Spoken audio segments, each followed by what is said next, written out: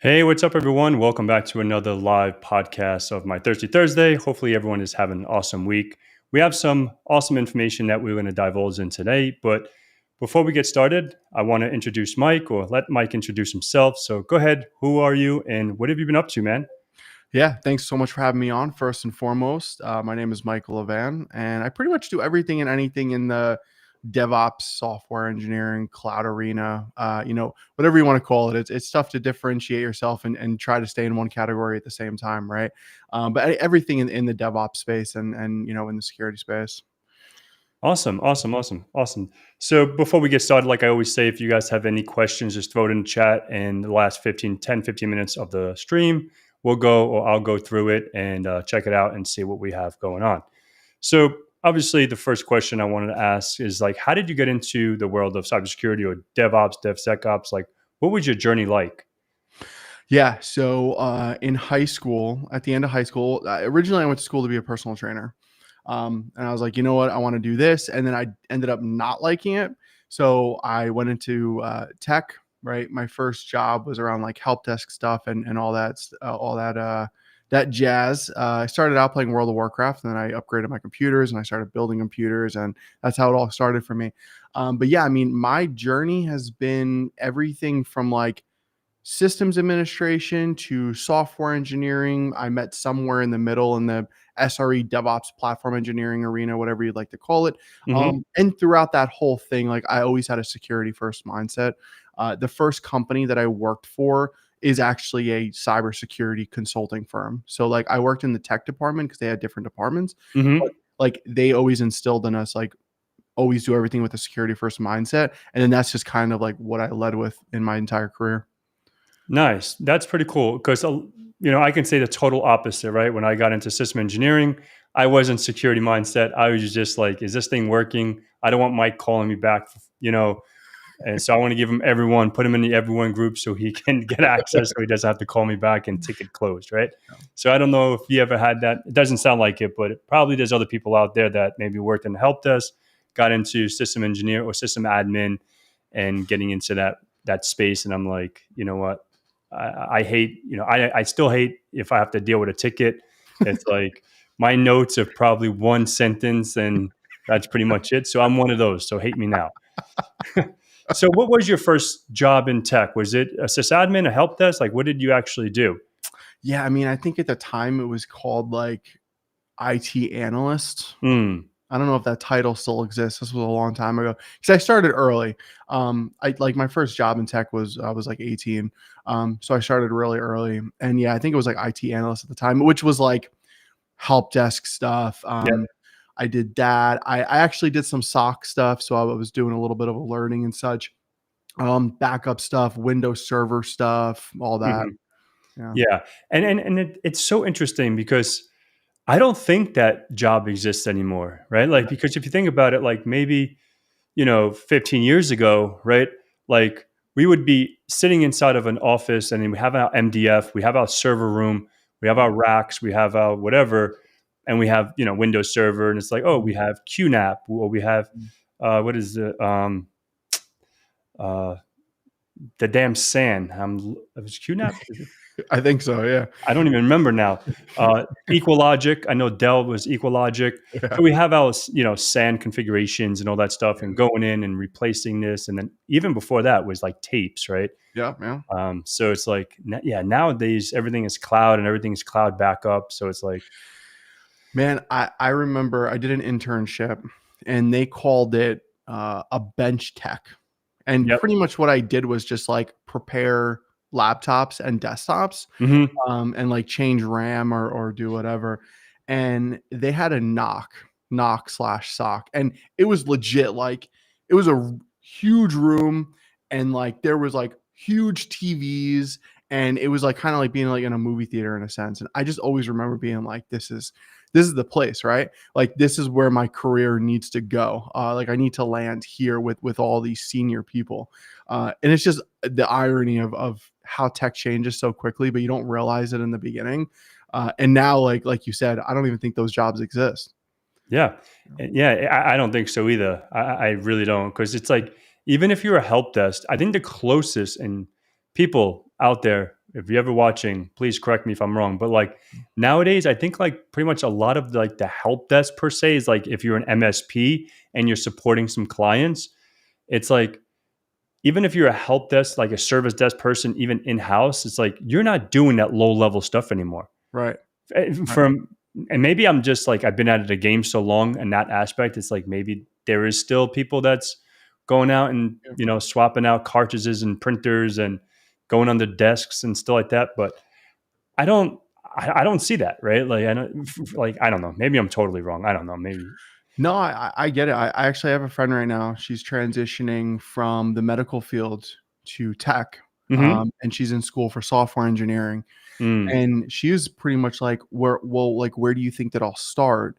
And I'm like, I can't even answer the question anymore. Like, I don't have an answer. Like, you probably where you'll start is something like a, junior dev style, like fixing bugs, looking at code reviews, all that jazz is my assumption.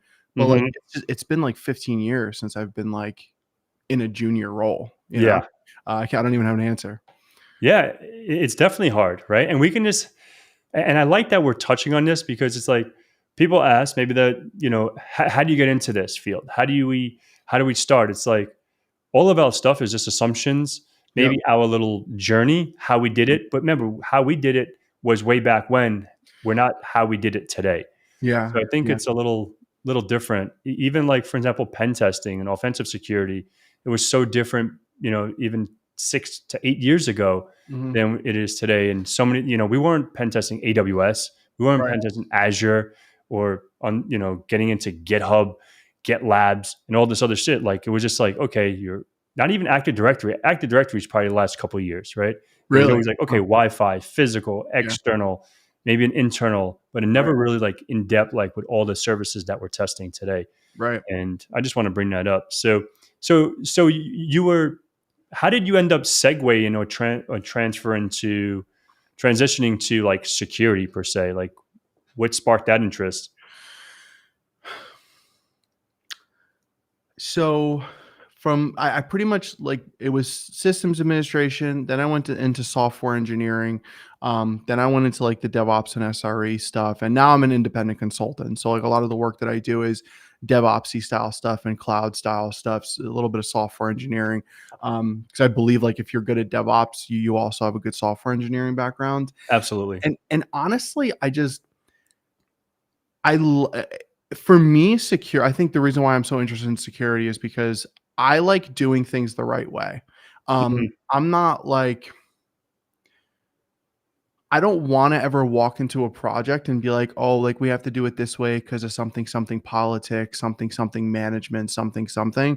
I Mhm. want to be like, how can we do this the right way? And like, I know scope creep and I know we have a specific budget and I know it's got to be done at this time. And I get it. I'm never going to be able to do everything that I want to do in a project, but I like to do things the right way. And usually when you're going in and you're doing things the right way, a lot of that has to do with being around security. Mhm. Um, and then personally, I mean, I find security as a whole like very, very interesting. Like I've never done anything like pen testing professionally, for example, Mhm. but like I personally like build pen testing labs and I pen test Kubernetes clusters and anything Yeah. like cloud based. Just 'cause I'm really into that space. And I'm also very, very into AppSec. Because again, like I think if you're doing software engineering the right way, you're thinking AppSec, right? You're Yep. thinking like, how am I scanning for vulnerabilities in the libraries that I'm using? Like, am I doing best practices here? Like, do I have proper tests up and running? And I think all that stuff just, I again, like I know security in itself is obviously like there's a million separate roles, right? Like, whether you're a SOC analyst, whether you're, general cybersecurity, whether you're AppSec, whether you're pen testing, red teaming, whatever. But Mhm. I do believe that if you're doing DevOps, cloud, software engineering the right way, you're always thinking about it in a security first mindset. That's really good. That's really good because yeah. So do you ever find yourself testing like your own stuff, like putting through like what is it, Sneak or Seek or Mhm. whatever, something Yeah. like that, and just like testing your code? Like this is not my space, so Yeah. I'm just throwing shit out there that I've heard in the interwebs. Yeah, So I have no 100%. idea how to test that stuff. That's not Yeah. really my stuff. But yeah, cool. So if someone wanted to get like into, AppSec or DevOps and stuff like that, like where is it? It's easy to say, oh, you can go hack the box and try hackneys Mhm. and all that stuff to do like offensive security. But like if someone wants to get into this, like learn about Kubernetes and learn about all the stuff that you're doing, what is like is there a platform? Is like a best way to do it, like with a minimum budget? Like this Right. person's broke as a joke. I would say number one, there are a lot of programs out there that you can get like free credits. So like AWS, there's free tier stuff. Azure, you have 200 free credits when you first sign up. GCP has very similar programs. Um, but yeah, I mean, anything around like cloud-based stuff, the DevOps-based stuff, you're gonna spend money in some capacity. Hmm. Even if it's your local machine. Like for example, like I have an M4 Max Mac with, I think it's like 64 gigs of RAM, 40 core GPU. So I can run like pretty much anything locally. Like, it's something else that I do as well. I do a lot of AI work. And I've built like AI agents and stuff, and like I'll run like local LLMs on Hmm. my machine, and I'm able to do that without having to like run anything in the cloud. Yep. Um, so you could save money that way, but either way, I think you're spending money. Like, so this is the thing, and this is a good thing that you bring this up, because I know like this is your realm, like the pen testing stuff and the red teaming. This is your realm, and like try hack me, right? Like I have a subscription, and I'll go in and I'll do the labs and everything. You can download a Kali ISO, right? And you can Yep. start playing around with things locally. When it comes to like pen testing, AppSec, general security from that perspective, it's easier to not spend money. But Hmm. when it gets into like the cloud arena, the DevOps arena, you kind of have to spend a few bucks. Now, I'm not talking like anything crazy, like $50, $100 a month will actually get you pretty far. Nice. Yeah. And that's good to know, right? Like, because that's like an area that I don't really know too much. So like, all right, let's take it up a notch. Now we have our infrastructure set up. We spend the $50. We got everything. So what is like a day in a life as a software engineer, as a DevOps person, like look like? Like, what is it like a Yeah. day to day? Yeah, it's I'm laughing because like I'm trying to think of my day to day. As an independent consultant, it's like Yeah, I guess that's Wha different. yeah, it's so one day I am, like working all things LLMs, working on prompting, working on building like AI agents and Python. I do a lot of Python work, a lot of Go work. Hmm. And that could be one day, right? The next day is like I just had to do a full rollout for a client to run EKS, which is Elastic Kubernetes Service in AWS. But that involved everything around like scaling the nodes, scaling the applications, ensuring proper self healing, working with performance optimization tools, resource optimization tools, all these different things.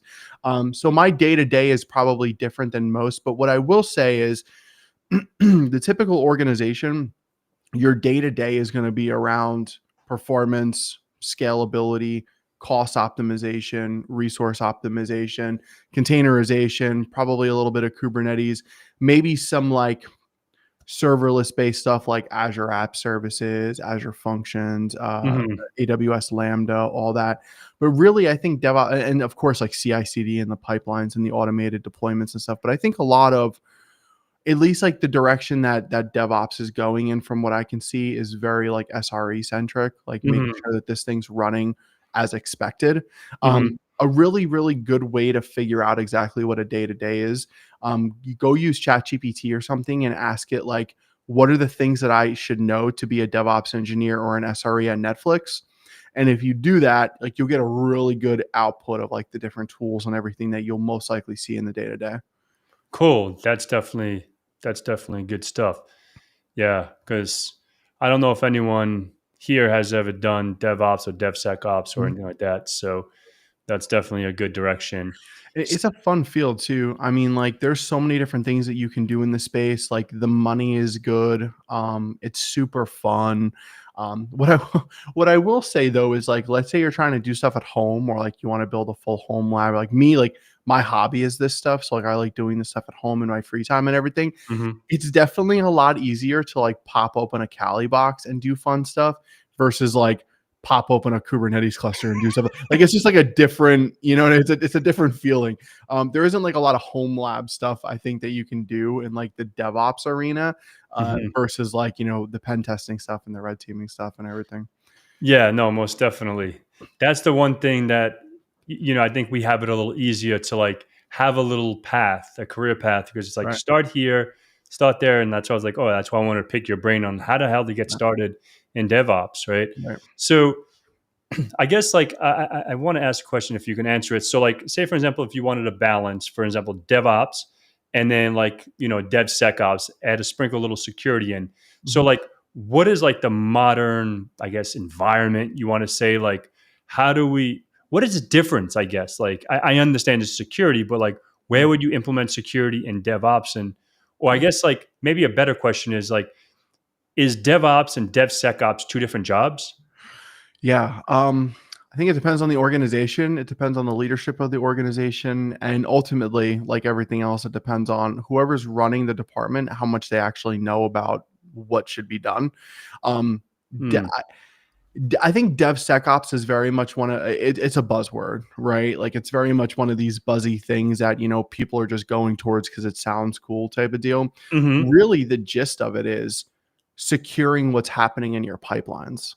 So like when you're doing the whole CI/CD thing, right? Like your CI piece is you're testing your code, you're building your code, like maybe you're building a container image out of it, or at the very least, you have some artifact, some binary that you're deploying somewhere. Mm-hmm. And then you have the deployment process. And that deployment process, maybe it's going to a Kubernetes cluster, maybe you're deploying to serverless, maybe you're deploying to a standard VM, whatever it is. So literally that pipeline, you're taking a part of your application stack, right? So like if you're running microservices, maybe you have a couple of different pipelines, some for front end, middleware, back end, database stuff, et cetera. And each of those pipelines are deploying a decoupled piece of your application. From when that code is in the pipeline to when it's built to when it's deployed, there's a lot of security pieces in there, right? Mm-hmm. Your static code analysis, your SAS stuff, maybe you're deploying some DAST stuff as well, SCA to scan for third-party libraries and package vulnerabilities. So like there's a lot of stuff in there. And then like, oh, by the way, you got to secure your container images, right? So like Yeah. maybe you're doing like your Docker scans and stuff, or you're using Sneak for that. Yep. Oh, and by the way, I'm deploying to Kubernetes. And I don't know everybody that's watching here, if anybody's done anything with Kubernetes security, like it's a whole thing. I mean, there's like I have countless blogs, videos, conference talks I've done. Like I've spent a significant amount of time in the realm of Kubernetes security because there's a lot. Like it's not like a standard application or infrastructure. Like you have the cluster itself, you have the APIs within the cluster, you have all the different pieces of the cluster, like the kubelet and etcd and all that stuff, and then you have the pods that are actually running your application. Mm-hmm. So like all of that stuff has to go into your pipeline somewhere for scanning, or it has to be implemented afterwards. Like if you have a Kubernetes cluster up, maybe you'll use a tool like Sneak or Kubescape, or there's a ton of different other security related tools out there for containerization in Kubernetes. But I mean, yeah, I mean it's you got to put all that stuff in the pipeline or in a separate pipeline or wherever, after, before, etc.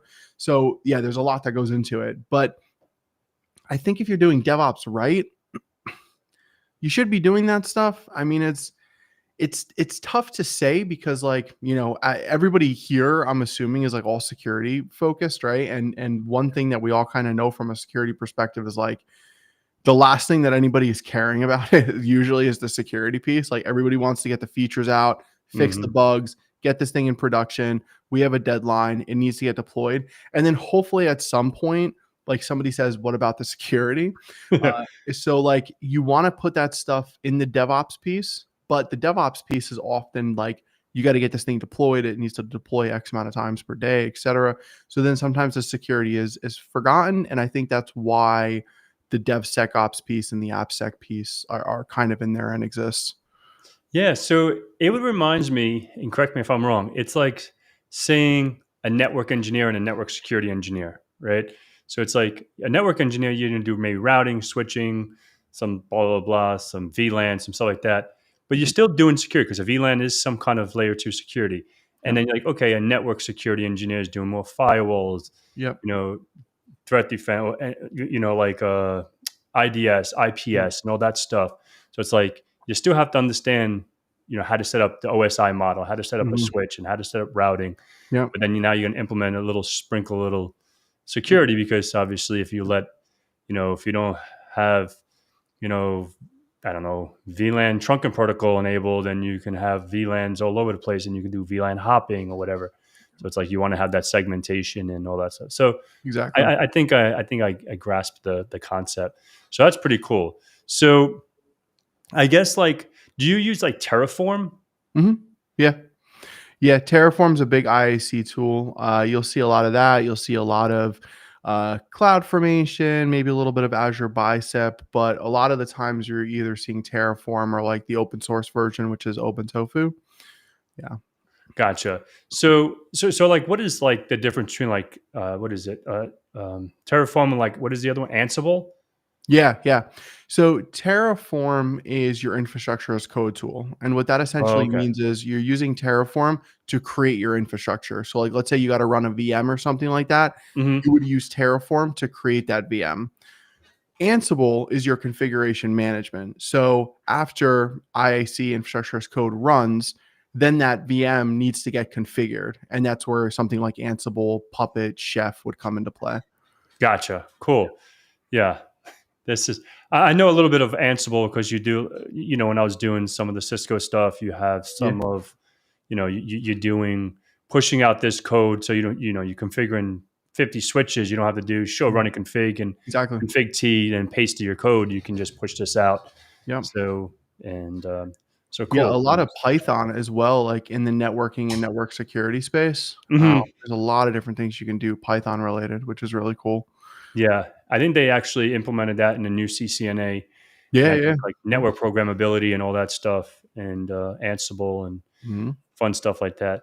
So I was asking just for the people out there that don't really, know about that stuff. Mhm. Maybe it's something that'll spark their interest. Totally. So, yeah, and you talk about a little bit about like CI/CD pipelines and stuff like that. So, and the security, what exactly is that? Like for those folks that don't understand what this is, what is the CI/CD CI/CD pipeline? That's a tongue twister. Yeah, so essentially let's say somebody writes code, right? So I'm a developer. I write some piece of the application. Again, front end, back end, middleware, DB connections, whatever it is, right? I write some piece of the application. That piece of the application needs to get deployed to wherever it's running, right? So Hmm. any piece of software that you use, right? Like we're using Restream right now. Same thing with Restream, same Yep. thing with anything, right? You have your software that needs to get from wherever you're saving it, right? Like GitHub or GitLab or wherever to its destination. Hmm. CI/CD helps with that whole process. Gotcha. But there's so many different moving parts to it. So like in the CI process, this is where you are getting the code packaged up and prepared to go and run wherever it needs to run, right? And that Mm. could be in the form of a container image and it's running on Kubernetes. That could be just a standard binary where you're like deploying it on a server and it's running whatever version of the application it's running. Hmm. Then the CD piece, that's where you're actually doing the deployment to your destination. So your CI piece, it packages up your application in whatever way. Again, container, binary, whatever it is. Hmm. And then it says, okay, this is packaged up. I now have this artifact. I need to get this artifact from the CI CD system to wherever it's going, virtual machine, serverless, Kubernetes, whatever. And then so then you deploy that application stack to whatever the destination is. Now, To make things more confusing, CI/CD can also be used to like deploy that infrastructure. So, for example, one project that I worked on recently, we were doing blue-green deployments, which is like the blue is your old infrastructure or application, green is the new one, and then you send users to the new one. Okay. Blue-green. So, what we were doing was we were doing blue-green infrastructure for Kubernetes clusters. So what we needed to do is we needed to get an automated way to get that new cluster out. So the pipeline just consisted of building the Terraform code in the CI process and then deploying it. But the deployment was run the code via Mm-hmm. the pipeline to create the cluster. So Mm, like there's a lot of different things you can do in CI/CD. that's pretty. That's that's a lot of shiznit. Yeah, Yeah, for a lot. sure. So, yeah. So I wanted to move into like a little bit of like we're talking about the experiences, talking about a little bit of the day in a life, but now I want to talk about like breaking into that field. Like say for example, like you're a non-traditional technical person. Mhm. Like normally I would say, hey, to get into pen testing, you have to understand operating systems and Linux and Windows and networking and Linux and blah Mhm. blah blah, whatever. So like to break into this field, like what is some of the Mhm. ways that someone can break into DevSecOps or DevOps Yeah. or anything like that? Like what is you touched a little bit on it, obviously having your 50 to $100 a month, Right. blah blah blah, but like The actual experience needed to yeah, do the it. Yeah. experience needed. Like, can I Yeah. do it if I'm working at Giuseppe's Pizza Parlor today and go to be DevOps tomorrow? Like, Yeah. is that a thing? So what I'll say is DevOps definitely isn't an entry level role. I would put it more to like the senior to principal level, maybe the staff level. Okay. And here's why. So like my background being in systems administration, understanding infrastructure, understanding networking, like I spent a lot of time configuring Cisco switches and Mhm. firewalls and routers. Um, and then I went into software engineering where like I learned like really when you go into software engineering, you truly understand how computers operate. Like you Mhm. understand how it all works, like how a kernel works, how a Yep. shell works, how the applications that you're running, garbage collection and compilers and all these different things. You learn like how we're talking right now, like how this is actually possible. Yeah. And that's what software engineering gives you. Taking all of that knowledge, you can go and you can do DevOps properly because doing DevOps properly is writing the automation code to get everything deployed, which means you need to understand software engineering and deploying it to where it needs to go, right? Which means you need to understand the infrastructure. You need to understand the networking, right? So, like, Mhm. I can't go and deploy something if I don't have a proper VNet set up, proper Yep. site ranges, proper firewall rules. Like, I can't do anything because then my application won't work. So what I would say is either do software engineering, infrastructure, or if you have the ability to do both. Like I've ever since I started my career, I've always been the type of person to work 9 days a week.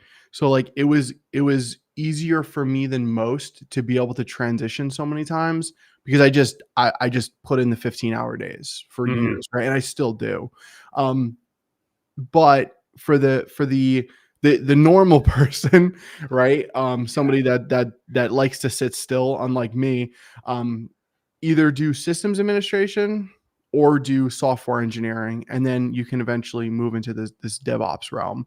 Yep. Um, Especially right now with everything going on like AI centric. I mean, do your best to stay off of LinkedIn because LinkedIn has unfortunately become this cesspool of like AI is going to take everybody's jobs, and it's very annoying to see constantly. But and on the in the reality, right, for all of us living in the real world, what AI is going to do is it's going to help us like automate and work with everything from an engineering perspective much better and much Mhm. easier. And like right now, like I'm doing so much AI development stuff, and like it's a lot of fun. Like I'm like building agents to like go do work for me. It's very cool. Yeah. So point being is like if you go into software engineering now, I think it's more fun than ever now than before. Yeah. I wanted to touch on that because I don't really code that much, Mhm. and literally I can use whatever, ChatGPT, Pentest GPT, Yeah. all these other, just to create me an exploit, create me a piece of Yeah. code. Do you feel like you touched on it a little bit? I think I know the answer, but to be more clear, like, do you think like someone that's not a developer, can they utilize AI to write their code and to pretty much throw it through Seek or Sneak or whatever, Yep. and like and do a lot of stuff? Oh man, I think I'm having a thunderstorm, but Yeah. like the whole house has rumbled. But yeah, and will this like replace, not replace us, but like replace the efforts of really learning coding? Yeah. So it's going to shift for sure. And this is what I will say. I obviously I can't answer it with certainty because we have Yeah, no idea what's going to happen. But fair here's enough. what I can say. There was a time where if you wanted to write code and run it, you had to build your own compiler and you had Exactly. to build your own editor, right? Hmm. Now we just pop open VS Code and like we get to work with high level languages. Yeah, So like there was always a time in tech where somebody said at some point, this thing is going to take my job, right? fair And enough. it always, I mean, I had these conversations going from bare metal virtualization. I had these Yeah. conversations going from virtualization to cloud. I had these conversations when Kubernetes came out.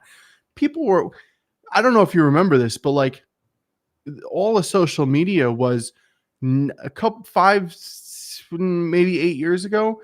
All of social media was nothing more than these no code and low code solutions are going to take our jobs. And these product people will just be able to go and build software without any engineers. And we're never going to need engineers. Every 7 to 8 years, there's the same song and dance about this thing's going to take our job. Even like when PowerShell became really big, Yeah. and I started using it in like Windows Server 2003. I can't tell you like how many Reddit threads I read where sysadmins were like, "This thing is going to take our job." It never does. It never does. It's the same song and dance. All it is it's simply a shift, right? Yeah. We just shift to doing things a different way. I mean, seriously, like when Unix and Linux came out to now, when we had to write our own garbage collection and our own compilers and our own editors to just run our code. Like you know how convoluted it was to run code in like the 80s and 90s. Now like you just open up an editor and you just say Python 3.10 or 12 or whatever, run my .py file. And honestly, I don't think it's going to like do anything negative like that. It's going to shift things for sure. And Hmm. we may have this lull because here's the other thing that we all have to remember. From a business perspective, what ends up happening is, and this happened with no code and low code solutions as well. Leaders, right? Business leaders, the CEO or one of the VPs or whoever, the people that aren't technical, they look at like everything that's going on social media and they're like, "Oh, I can build this company and not pay somebody $200,000 a year. This sounds great." So then what they do is they stop hiring people, right? And then we get into this lull of, layoffs and this and that and blah, blah, blah. But then everybody realizes, and it's so weird that we keep like going through this because it happens every 7 to 8 years and people still fall for it. It's humanity, right? But we get into these things and then these people start bringing all these people back, and that's where like you say, "Oh, it used to pay me 200 grand to do this, but now I'm going to ask for 230, right? Because you need me." And I think that it's going to be the same thing now in terms of like using AI to write code for you. If you don't know software engineering, what I will say is this: for the AppSec folks out there, it's going to be phenomenal because AI generated code is riddled with bugs and it's usually pretty bad software with like how it builds. It's getting better, don't get me wrong, but what ends up happening is like you can open up Cursor right now and you can build like a full product, right? You write it in Python, Go, TypeScript, JavaScript, whatever language you like to use. So for new stuff, it's actually really good. It doesn't always follow best practices, and you have to sit there and like Teach it. be the architect. Yeah, be the Yeah. architect, be the designer, point it in the direction that it needs to go in. Now, for existing code bases, Like anytime, at least that I've thrown AI at larger code bases, it does not do good. Like it does not refactor well at all. Um, so I do think that you still need to understand software engineering, but like it's just going to change. Like again, like I don't have to know how to create a garbage collector or a compiler anymore, right? That's just all built into the language, unless you're using Rust. Rust doesn't have garbage collection, but for the majority of the stuff, it's all built in. But I still need to know how to write code. I still need to know Yeah. how to architect and design software. And with AI, I think it's just going to be the same thing. Like things are just going to change. Oh, and this is something else. Keep in mind, anytime this change occurs where people are like, this thing's going to take my job, this thing's going to do blah, blah, blah. What ends up happening is people say, oh, okay, it can't take my job or it's going to transition my job, but it also means that it makes me go faster. So what's going to end up happening is like a lot of like leaders and managers and everything in these companies are going to be like, okay, but you could do this 10 times faster now. And the answer, if you're using LLMs correctly, the answer should be yes. You actually can move faster because it does make things a lot easier. Like, for example, I mean, do I have to write my millionth unit test or mock test or integration test? Like, no, like I can just have an LLM do that while Yeah. I work on and focus on the design and the architecture of how this thing is supposed to look. Hmm. Um, and the other thing is this, and sorry, I don't mean to rant about this. No, go for it. This is It's all good info, especially it, for me. yeah, it's just it. I don't like to be the troll on LinkedIn, but it's really difficult for me to like see the posts like this about AI taking the job, and I got to comment on all of them now because it irritates me. I guess I like being irritated, so that's why I'm ranting about this. But I don't think it's going to take anything. I think it's just going to transition things around. Honestly, that's how it's been since the beginning of engineering. Um, Hmm. and the other thing to remember, I mean, engineering is still very new. Like, keep in mind, software engineering came out in 1965. That's like one person ago. Like, software engineering is a very new field compared to Hmm. every other medical and law and law enforcement and all these different things. It's a very new field. Hmm. So we're gonna hit some bugs, and people are gonna say some dumb things on social media, but we got to just flow through and ignore as much as we can. Yeah, no, totally. I can't agree more. And it goes with everything, right? Like even any field, even if you're in the like system admin, same kind of thing. Oh, now there's virtualization stuff, then Hyper-V, VMware. Yeah. Yeah, it's like, oh man, now they're not going to need us. All they're going to need is one server, physical server, and they can put 10 machines on that server. So they don't need five sysadmins anymore. Maybe they only can do it one. Yeah. And oh shit, they don't even need us anymore. Now they're going to put this into the cloud. And Yeah. but now it's like a whole new skill. Now you need to Most learn. And it's like yeah, they still need that person to learn 100%. whatever technology that's evolving, right? Yeah. So that's super true. So I guess like another question I have here is like, so back to like stick on those newcomers. Like, are there any red flags or mistakes newcomers should avoid trying to get into DevOps?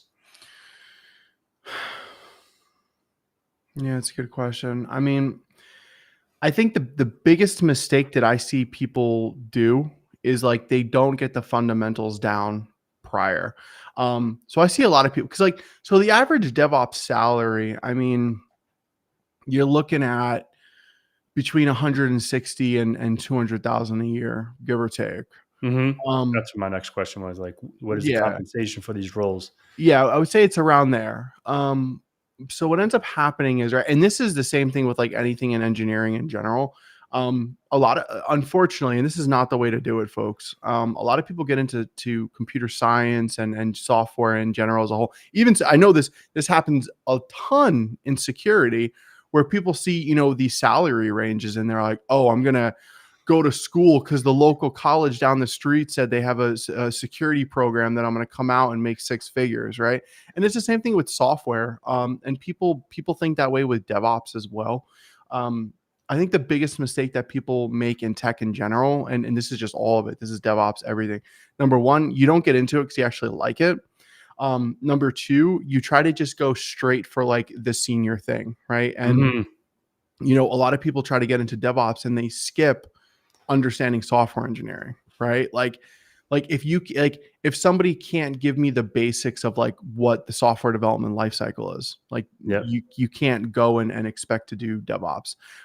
If you don't have cloud backing, if you don't have like an understanding of infrastructure and networking and how that all works, you can't do it, because that's the job if you want to do it the right way. Hmm. I think the biggest thing, and this is really difficult in the world that we live in general. I'm very into psychology and cognitive science, and I really like to understand the way that the brain works.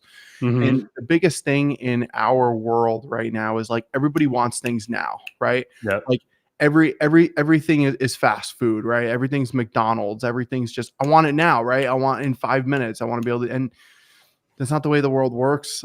You gotta Yeah. you gotta you gotta put in the time, and you gotta hustle, and it's a big effort. Yeah, and I think that's so true. And the same thing in this world, right? And same thing in cybersecurity.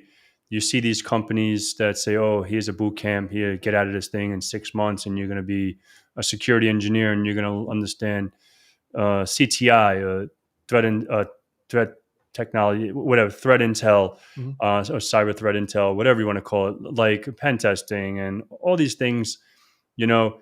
And I have interviewed folks, in the real world for jobs, and they come out of these boot camps, and they, cool, they have a security plus, awesome, they prepped you for this, but it's like, oh, they promised me $120,000 when I get out of this. I'm like, sorry, but it's not going to happen.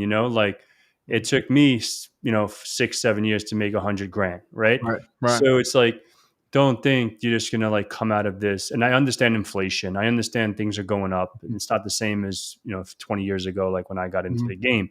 mhm. So it's like, but, and one thing people don't remember, or they don't realize, is like, I got out of this boot camp, and Pat, the new software developer, and now I'm going against someone like Mike. We're throwing out resumes in this mix.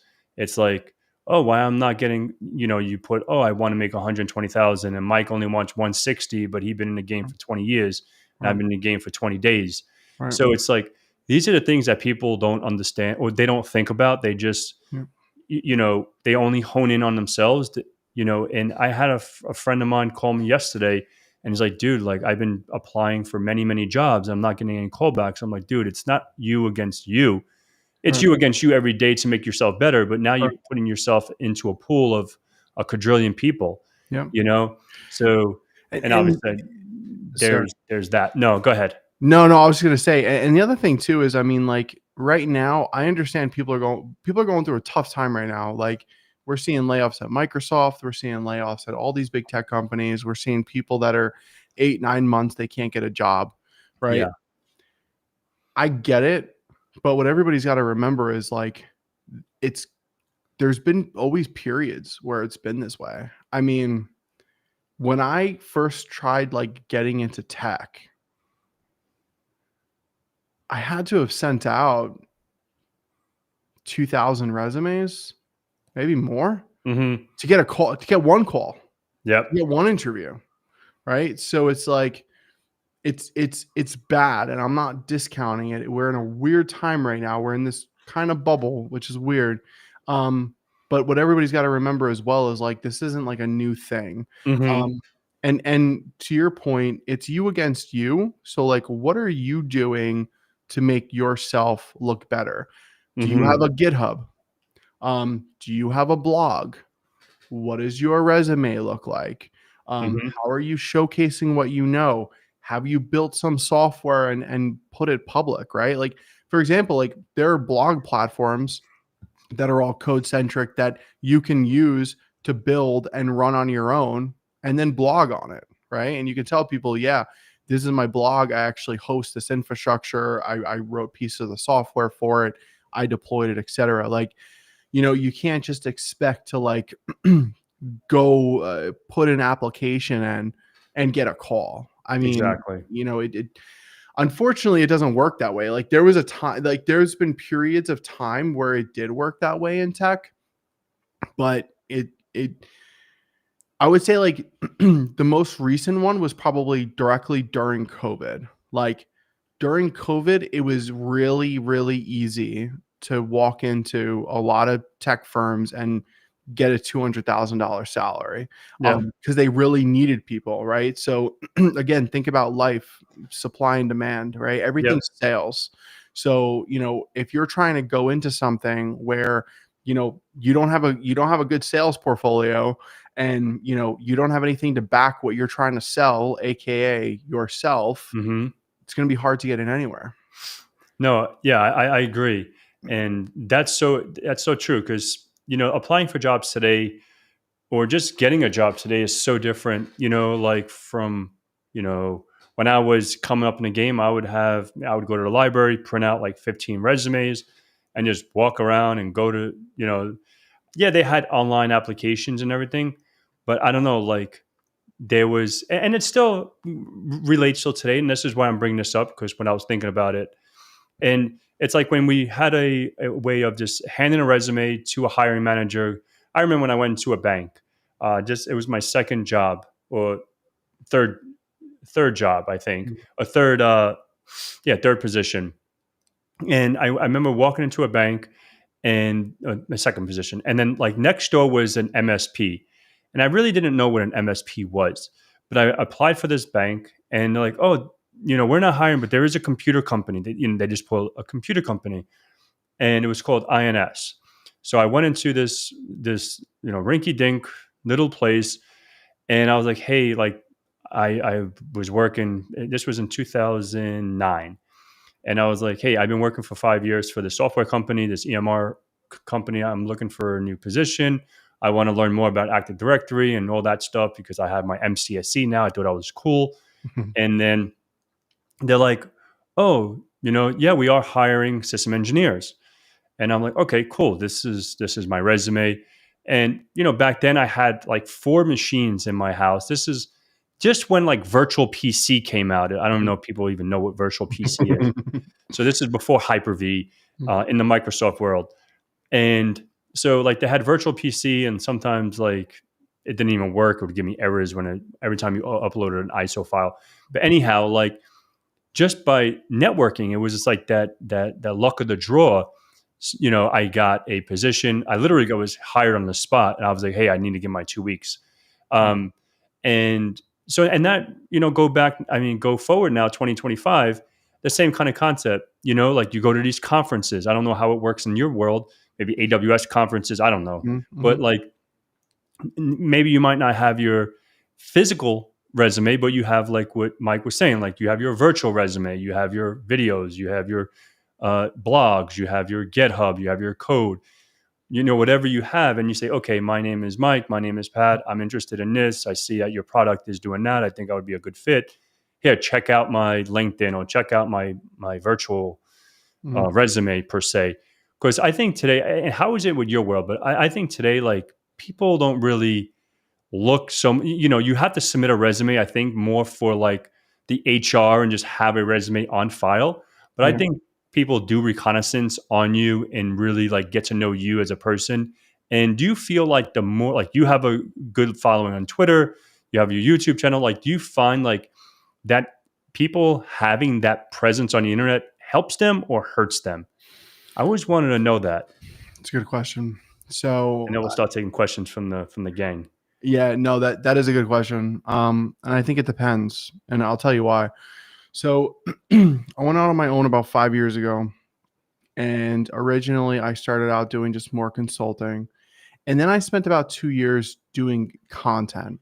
So, like, I was working with every vendor from 10-person startups to the very large tech companies that we all know about. Mm-hmm. And I'm getting paid to do content like blogs, videos, all this stuff, live streams, right? Like I speak at conferences, I've written 4 books, I do a bunch of stuff. Mm-hmm. um, and that was really cool because in the cloud, we'll call it the cloud native space, right? Like the cloud DevOps space. And I don't know if there's a lot of this in security, but like we have DevRel, and we have like cloud advocates. Okay. And essentially it's the people that like write content on particular engineering topics. I don't think a lot of it exists in the cybersecurity realm. So what ended up happening was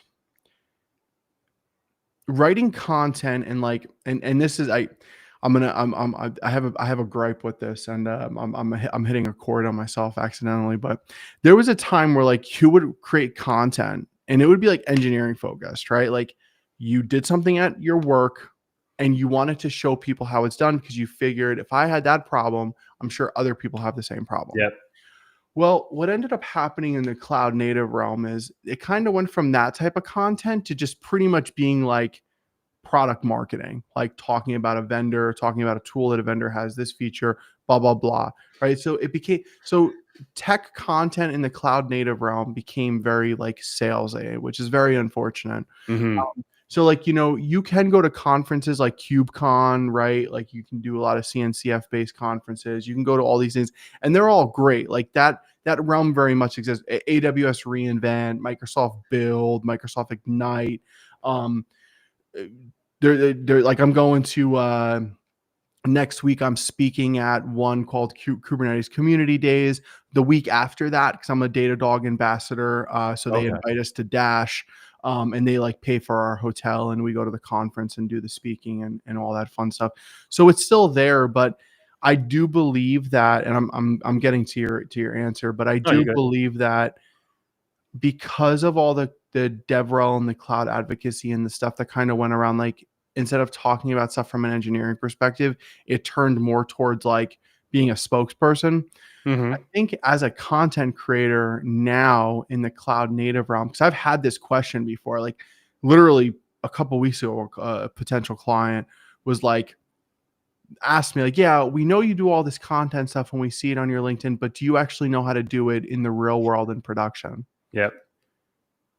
Which is silly for a couple of reasons, because if you say yes, then they're like, okay, great.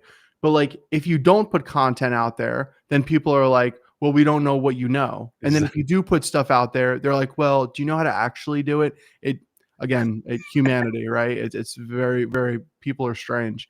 But so like so like I think it helps in a way, but it hurts in a way. But it's the same thing with anything. Like I could walk into an office and like I have a beard and people are like, "Oh, you have a beard." And then I could walk into an office and like everybody else has a beard and they're like, "Cool, you got to grow yours out more." So I think I think it depends on like who you talk to and who you Yeah. ask and who you're around. Um, I don't think there's any right or wrong answer other than just like do what you think is right. So like my content now very much consists of like I do more writing than my YouTube channel. Like maybe I'll put like one video out a month or every 2 weeks. Hmm. I do a lot more writing now because I'm more interested in that. I'm not really writing tech books anymore because there was a time where writing tech books was like you were doing it because you were an SME in that area. Now it just seems more like a salesy thing, which I don't enjoy.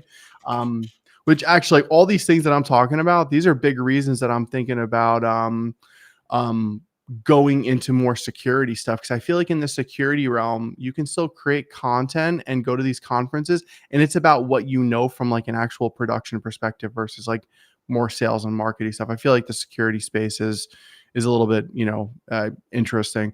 And in terms of like being yourself on videos, it's I think it's important to just be yourself in general, right? Like when a Hmm. lot of people create content and like you see these content creators are like, hey, how you doing, what can I do this today? And I think that doing that, everybody knows it's not authentic, right? Like everybody Yeah. knows it's not genuine.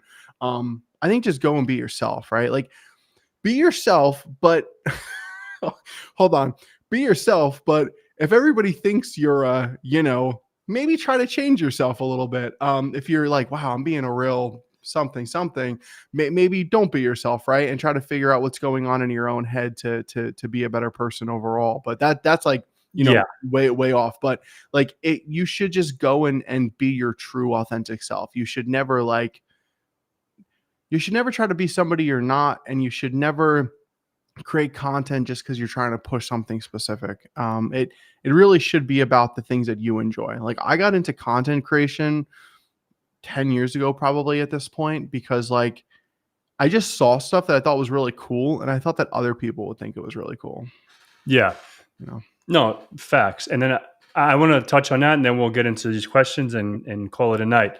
yeah, So, yeah, the reason why is because obviously, if you've seen my videos, and and I'm very myself. very I authentic. don't Yeah, care what people think about me. yeah, I don't care what you know. Like I don't have a filter. I'll yeah, say what's on my mind because I feel like my videos or this is like my safe space. And yeah, the reason why I asked that because I had another buddy, a friend of mine, wants to. He's more like yourself, like network security and cloud and stuff like that. And he's like, man, I would love, but he curses more than me. Like he's a real foul mouth. And he's like, yo, I can't think about something without saying the F word every other word. Do you think like potential clients or potential people would frown upon that? uh, And that's what like, and I'm like, I don't care what people think because this right, is my space. right, You know what I mean? You don't have to be here. You know what I mean? You don't have to, what I do on my free time and this is just me, shooting the shit with a friend or yep, just making a video, just talking about my process and my thoughts or just me venting on a camera. And if someone's going to judge me for that, I'm going to say it, fuck them. right, That's, right, right, right. that's, you Yeah, know, but obviously if you're saying, it all depends. Don't be saying stupid. Like I'm not rude, right, like just because like I say the F word, it doesn't mean I'm rude. right. People might think, oh, like if you talk to my father, it's every other word, but he's just like, that's just how we talk. That's how You it know is. what I mean? Yeah, yeah, Like, yeah, fucking weather's cold out there today. You see a fucking guy in the corner. That's just he don't even know he's saying it, yeah. So he's just saying it. So like, it's just interesting. That's why I was like, oh, do you think it's, being yourself, being like, is like always authentic. And that's why I think a lot of people enjoy my stuff because Yeah. I just keep it 100, Yep. Yep. and I don't really have a filter, but I care about people, but I don't care what you think, you know? Yeah. It's such a hard like. There's this weird line, right? Because I totally understand what your friend is saying. Because your friend is like, well, I want to be able to do things like get a job and Yeah, like exactly. not be judged and this and that.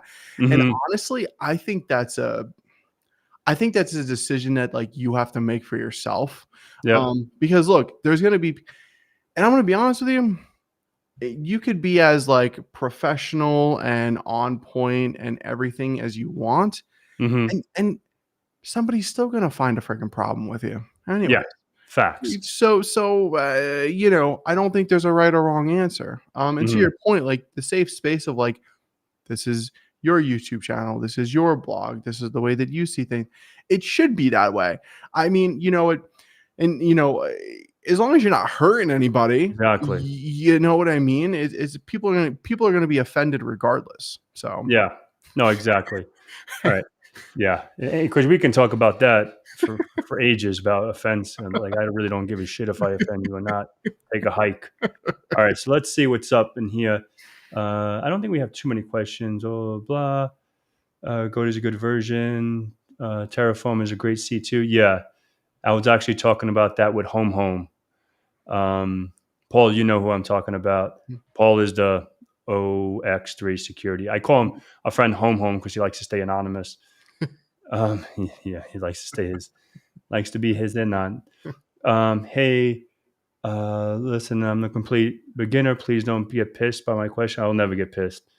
I want to know if I should give CompTIA a test, CompTIA A plus test because I want a job. That would, yeah, of course.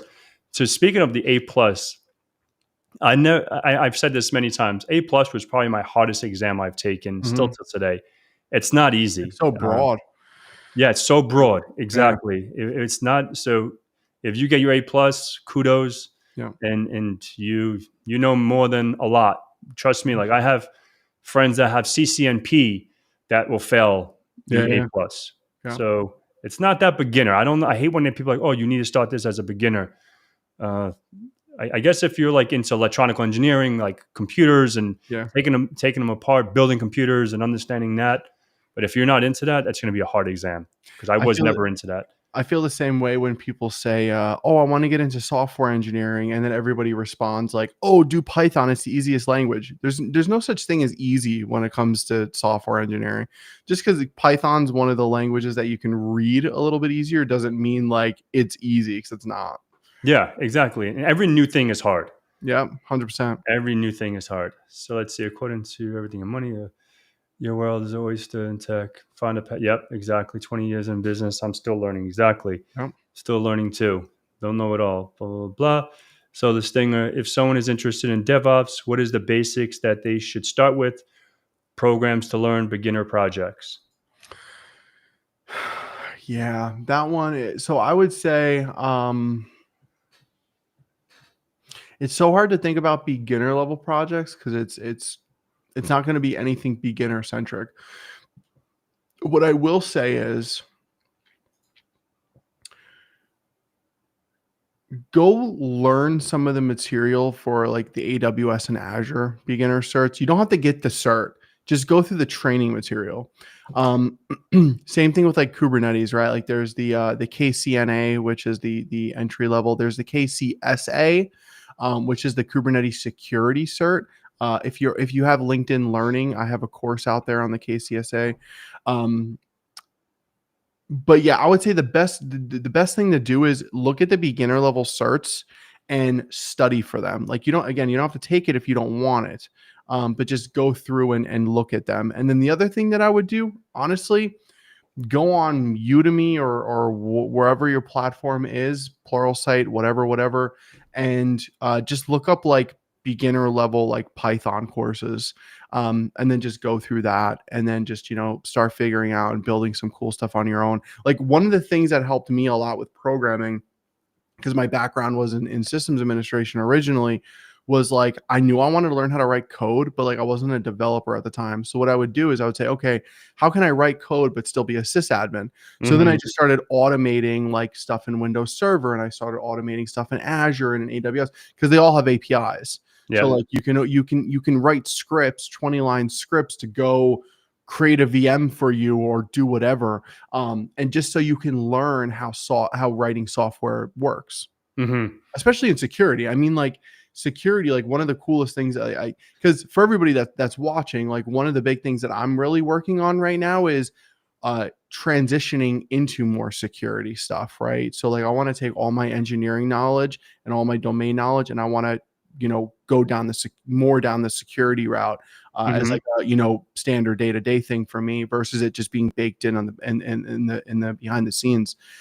So like for me, the biggest thing was like, okay, like I know how to write software already, which is big in like DevSecOps and AppSec and even pen testing. So like what I would say is just go learn the basics of software, go do the cert stuff. You don't have to get the cert again, just study for it. And then I think that's a great place to start. Honestly, it's in today's world, it's a great place to start. Awesome. Awesome. Thank you, Mike. Mhm.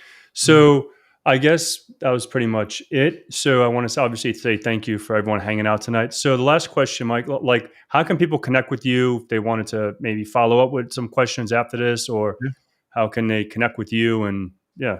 Yeah, I would say the best place, honestly, for me now is LinkedIn.